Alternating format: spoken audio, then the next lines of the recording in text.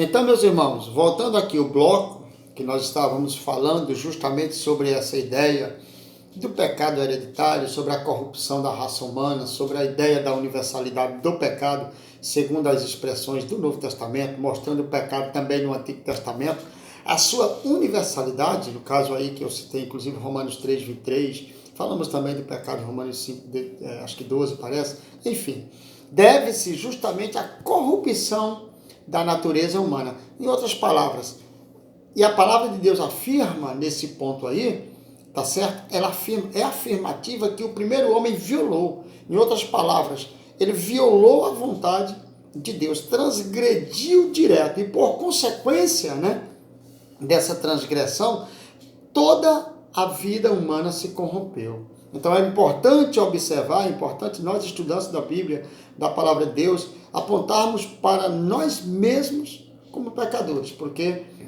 como eu falei agora há pouco, não há um justo sequer. Na verdade eu não falei, citei a Bíblia, né? Então é importante nós atentarmos para isso, para que a gente não venha ferir nenhum princípio, nem apontar ninguém, nem acusar ninguém. Em outras palavras, para olhar o pecado dos outros, precisamos primeiro olhar para o nosso, porque se voltar para a expressão bíblica lá do Novo Testamento, né, esse corpo ainda é corruptível. Enquanto ele estiver aqui na terra, não tem jeito. 1 Tessalonicenses, ele é um corpo que precisa, ele vai precisar ser arrebatado. Segundo a proposta do apóstolo São Paulo nas suas cartas, no geral, no Novo Testamento, principalmente, parece-me que, acho que é Coríntios, né, fala que tem que ser revestido da incorruptibilidade. Então, como disse João, como eu citei agora há pouco, todos pecaram.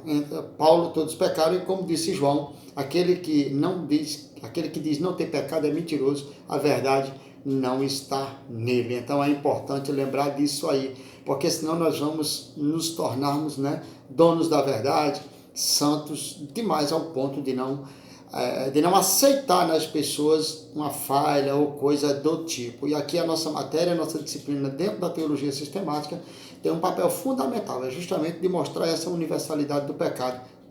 Exatamente esse trecho, esse ponto da nossa aula que estamos abordando. Então, todo ser humano, segundo o pensamento paulino, eu estou falando paulino por conta do Novo Testamento, mas já citei que no Antigo Testamento tem muitas, talvez até milhares de expressões, de palavras sinônimas ligadas ao pecado do homem, da raça humana. Então, observando por essa ideia de todo ser humano nasce com a sua natureza corrompida, tá certo?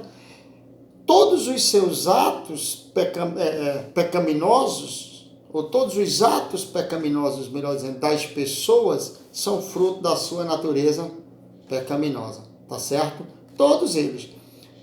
Por exemplo, Davi era um homem segundo o coração de Deus. Aí lá no Salmo 51 ele vai implorar para Deus não tirar dele o Espírito. Olha, ele era segundo o coração de Deus, então ele estava no centro da vontade de Deus. Essa linguagem que atribui a Deus, né?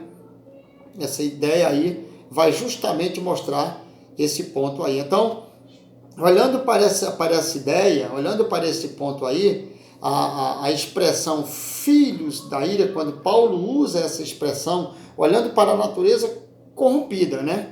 E também congênita de toda criatura humana. Então, o apóstolo São Paulo usa essa expressão forte que Paulo vai usar lá essa expressão forte que ele vai usar lá em Efésios, ao qual merece a nossa apreciação, que diz que éramos por natureza filhos da ira, né?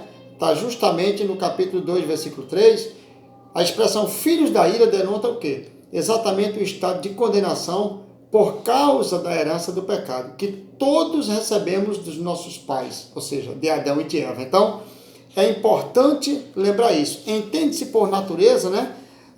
Algo, no caso, inato e original, distinto daquilo que se deve adquirir posteriormente. Então, entenda uma coisa.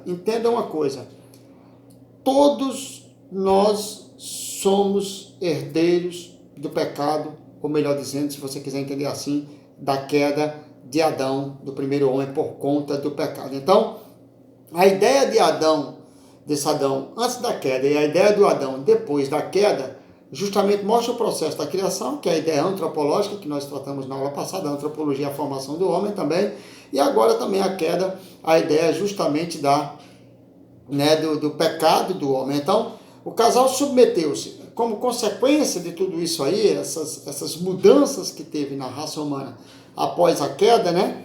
Então, primeiro, o casal submeteu-se justamente ao domínio da morte espiritual. Fica submetido a isso, né? A penalidade declarada por Deus antes da queda foi, porque no dia em que dela comeres, ou seja, Deus deixou claro que ele poderia cair. Olha a expressão, porque no dia em que dela comeres, certamente morrerás. Aí você vai ver essa expressão em Gênesis capítulo 2, versículo de número 17. Então, imediatamente, ao ato pessoal do pecado, Adão e Eva tiveram a sentença cumprida, sabendo já qual era a sentença.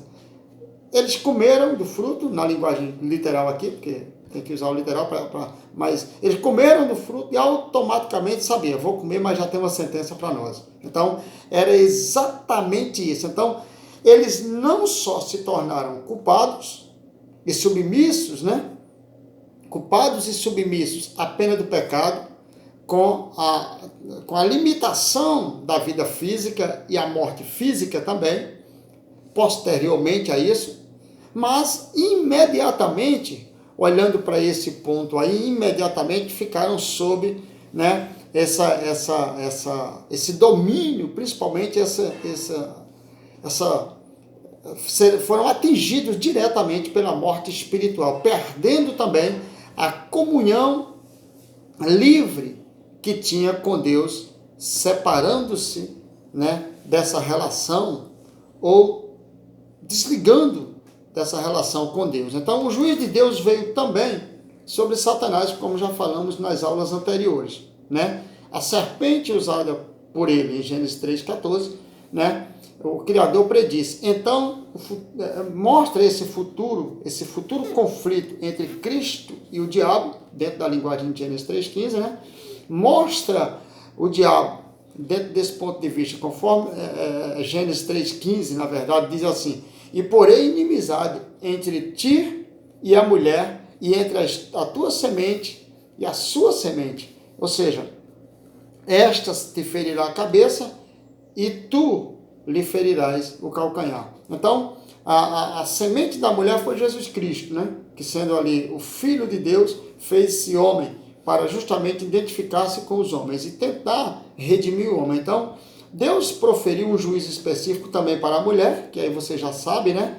Eva, ao qual experimentaria, o livro de Gênesis é bem taxativo em relação a isso, a dor ao dar à luz, né, a seus filhos, e seria submissa também ao seu marido. Essa ideia está em Gênesis 3,16. Do 14, Gênesis 3, 14, 15 e 16, mostra esse ponto aí. Em quarto lugar também é importante observar uma maldição especial que caiu também sobre o homem, né? Porque até agora os homens estavam pensando que não iam ser acusados de nada. Mas não é acusação, é uma sentença. Acusação é quando ainda vai ser julgado. Aqui não, já é uma sentença, tá bom? Nesse ponto aí, qual foi a sentença, ou qual foi a maldição que Deus lançou sobre o homem? Adão, né? O qual teria que lavrar a terra, ou seja, agora é maldita, era bendita, e agora ela torna-se exatamente maldita, com espinhos, né?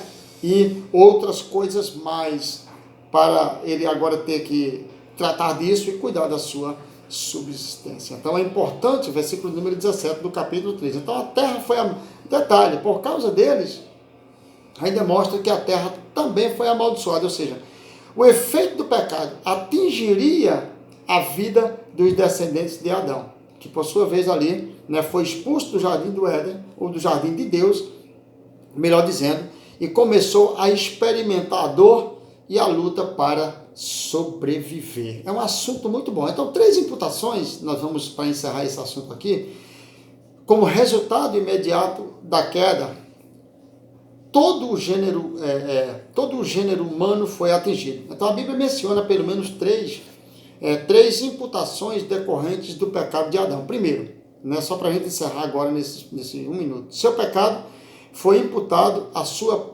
posteridade. Romanos 5,12, como eu citei no vídeo anterior, ou na aula anterior. Segundo, seu pecado foi imputado a Cristo. 2 Coríntios 5,21. E terceiro, Deus imputou sua justiça sobre os que creem em Cristo também. Então, Gênesis 3,15, né?